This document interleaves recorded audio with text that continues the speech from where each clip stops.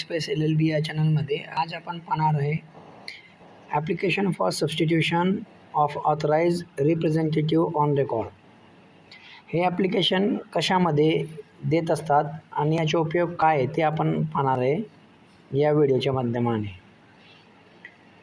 खरं म्हणजे हे जे ॲप्लिकेशन आहे CPCच्या ऑर्डर 3 रूल 1-2 मध्ये देत असतात। नंतर या ॲप्लिकेशनचा फायदा काय आहे ते आपण पाहणार आहे आणि कुठे हे ॲप्लिकेशन वापरले जातात। ज्यावेळेस आपण दिवाणी न्यायालयामध्ये सिव्हिल केस टाकत असतो, बँक संस्था या ज्या प्रकारच्या संस्था असतात किंवा एखादी कंपनी असते, त्या कंपनीच्या त्या बँकच्या एखादा ऑथराइज रिप्रेझेंटेटिव्ह पर्सन असतो आणि ते साक्ष वगैरे डॉक्युमेंट वगैरे सर्व काही प्रोव्हाइड करण्यासाठी कोर्टात येत असतो आणि म्हणून हा ॲप्लिकेशन टाकण्यात येतो। जेव्हा जुना प्रतिनिधी बदलला जातो, उदाहरणार्थ बँकेमध्ये जर मॅनेजर असेल आणि त्या मॅनेजराने IDBI बँक असेल किंवा स्टेट बँक असेल त्याने दिवाणी दावा टाकला एखादा रक्कम वसुलीकरिता किंवा प्रॉपर्टी जप्त करण्याकरिता किंवा काही असेल, तर मग तो जो ट्रान्सफर असतो किंवा रिटायरमेंट होतो किंवा राजीनामा देत असतो, मग अशा परिस्थितीमध्ये कोर्टाने एक प्रविधान दिलेलं आहे आपल्याला की ऑर्डर 3 रूल 1-2च्या पद्धतीने आपण तो ॲप्लिकेशन आपण देऊ शकतो, बरोबर। जिथं नवीन प्रतिनिधी बदलासाठी हा अर्ज दिला जातो। मग हा ॲप्लिकेशन कसा वापरावा? प्लेंटिफ म्हणजे तक्रारदाराचा जो पक्ष असतो तो पक्षकार हा ॲप्लिकेशन देत असतो आणि पॉवर ऑफ अटर्नी याला द्यावं लागते। नवीन पॉवर ऑफ अटर्नी कोर्टामध्ये सबमिट करावं लागते, कारण की मागचा जो मॅनेजर होता किंवा मागच्या जो काही सेक्रेटरी वगैरे जे काय असेल तो बदलला गेलेला आहे किंवा मृत झालेला आहे किंवा ट्रान्सफर झालेला आहे, त्यामुळे आता आम्हाला नवीन सेक्रेटरी किंवा मॅनेजरच्या पॉवर ऑफ अटर्नी आम्ही कोर्टामध्ये दाखल करतो आहे आणि त्यासोबत ॲफिडेविट देखील द्यावा लागेल तुम्हाला, बरोबर। त्यानंतरच हा ॲप्लिकेशन देता येत असतो। दुसरी महत्त्वाची गोष्ट, कोर्टाची परमिशन घेतली जाते। या ॲप्लिकेशननुसार जे आहे ना, कोर्टाची परमिशन घेतली जाते। मग या ॲप्लिकेशनचे फायदे काय? या ॲप्लिकेशन फायदे असं आहे की प्रक्रिया जी असते दिवाणी द्याव्याची प्रक्रिया ती चालू असते, कारण ती केस थांबत नाही। मग असा रिप्रेझेंटेटिव्ह बदलून आपण ते केस कंटिन्यू करू शकतो। याला कोर्टामध्ये कायदेशीर मान्यता आहे। सुनावणी जी आहे ती नियमित सुरू राहत असते आणि ट्रान्सफर वगैरेचा जो पूरक उपाय असतो तो याच्यामध्ये दिलेला आहे। मग आपण ॲप्लिकेशन कसा लिहावा ते आपण पाहणार आहे। खरं म्हणजे in the court of honourable civil जज, सिनियर ज्युनियर जे काही डिव्हिजन असेल ते आणि केस नंबर वगैरे जे काय असेल ते लिहायचे इथं।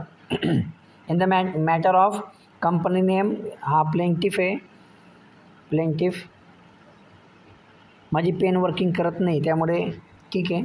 त्यानंतर विरुद्ध डिफेंडंटचा ॲड्रेस वगैरे जो आहे तो इथं लिहायचा आहे तो। त्यानंतर मग इथे लिहिणार आहे आपण एक हेडिंग देणार आहे, application for substitution of authorise representative on record. त्यानंतर most respectfully show that the present suit is pending before this honorable court and fix for hearing next date। जी काय तुमची तारीख असेल ते इथं लिहायची आहे।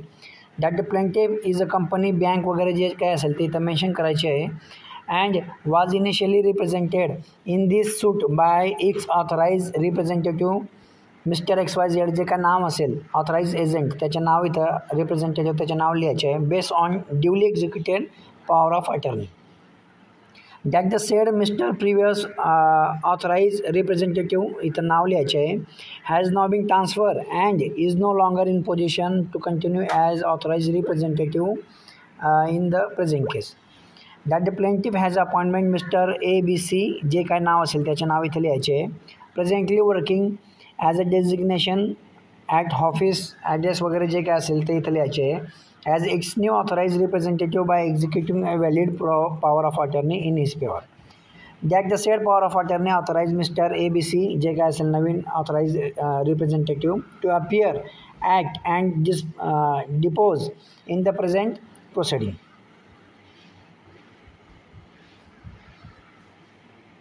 त्यानंतर that the substitution is essential for the effective prosecution of the matter. After the next paragraph, that the application is made bona fide and in the interest of justice.